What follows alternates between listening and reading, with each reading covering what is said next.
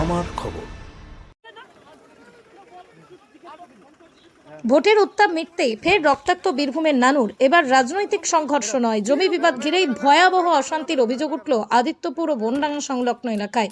অভিযোগ, ব্যক্তিগত মালিকানাধীন জমি থেকে জোরপূর্বক মাটি কাটাকে কেন্দ্র করে এক পরিবারের উপর নেমে আসে দফায় দফায় হামলা। আক্রান্ত পরিবারের দাবি, তাদের জমি থেকে কয়েকজন যুবক বেআইনিভাবে মাটি কাটছিল। বিষয়টি জানতে পেরে জমির মালিক নবকুমার লোহার ও তার পরিবারের সদস্যরা সেখানে পৌঁছে প্রথমে জমি মাপজোকের দাবি তোলেন এবং মাটি কাটতে বাধা দেন।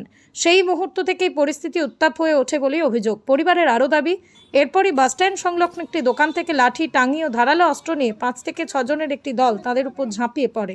হামলার গুরুতর ও জখম হন নবকুমার লোহার এবং তার 2 ছেলে।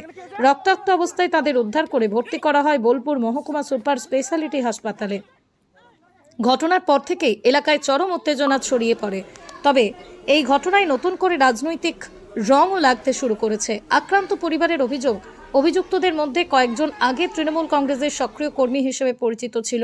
ভোটের ফল প্রকাশের পর থেকে বিজেপির নাম ভাঙিয়ে এলাকায় প্রভাব বিস্তারের চেষ্টা চলছে বলেও দাবি তাদের।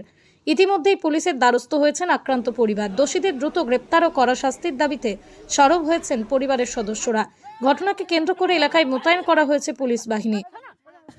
মাথায় বাঁধো, মাথায় বাঁধো, মাথায় বাঁধো, মাথায় বাঁধো, মাথায় বাঁধো, মাথায় বাঁধো, এ যাইবো, মাথায় বাঁধো, মাথায় বাঁধো, মাথায় বাঁধো, মাথায় বাঁধো, মাথায় বাঁধো, মাথায় বাঁধো, এটা মাথায় বাঁধো, মাথায় বাঁধো, মাথায় বাঁধো, এটা মাথায় বাঁধো। বেশ, ঠিক আছে, ঠিক আছে, ঠিক আছে, ঠিক আছে, ঠিক আছে। হ্যাঁ হ্যাঁ, চলো চলো চলো। অভিযোগ হচ্ছে যে আমাদের ব্যক্তিগত জমি ওরা জোর করে কেটে নিচ্ছিল। তা আমরা আমাদের ভাই জামাইবু সবাই মিলে বলতে গেছিলাম যে জায়গাটা মাপুক, তারপরে তোমরা তোমাদের নিজের জায়গায় যেটা আছে সেটা তোমরা কেটে নেবে। আমরা বারণ করেছি যে এখন ওরা বিজেপির লোক, বিজেপি এখন রানিং পার্টি এসছে, সেজন্য আমরা ওখান থেকে চলে আসছিলাম। আমাদেরকে বাস স্ট্যান্ডে আটকিয়ে আমাদেরকে মারধর করে। সেই ভিডিও আমার কাছে আছে, সব কিছু আমি থানাতে গিয়েছিলাম।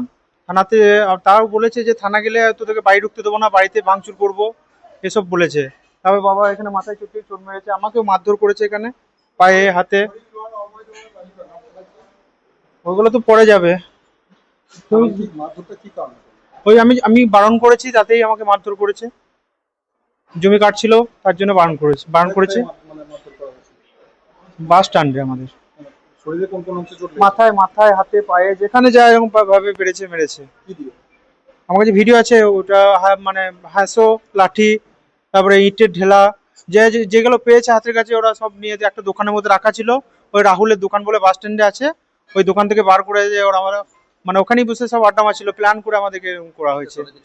হ্যাঁ হ্যাঁ, আমাদের গ্রামেরই সব। হ্যাঁ, নাম জানি।